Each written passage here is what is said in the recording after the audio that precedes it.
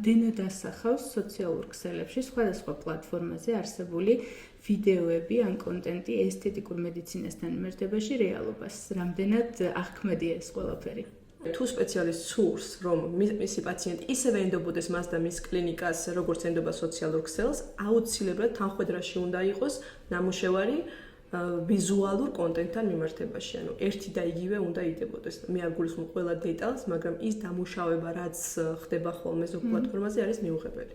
მარიამ, ზოგადად რა როლს უნდა თამაშობდეს სოციალური მედია ექიმის ცნობადობის გაზრდაში ან პაციენტების ნაკადის მოდივნაში კლინიკაში?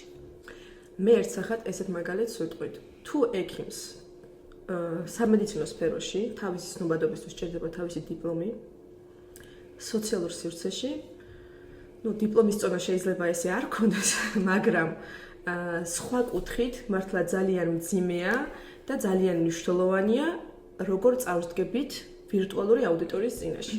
ეს არის სავიზიტო ბარათიც, ეს არის ცნობადობის გაზრდის გარანტიც, ეს არის ლოიალურობის შენარჩუნების გარანტიც უკვე იმ პაციენტების ან მომხმარებლების, ვინც ყავს და უკვე ნაკადის გაზრდის მიზნითაც, თუ გვინდა რომ ახალი პაციენტებიც მივიზიტოთ.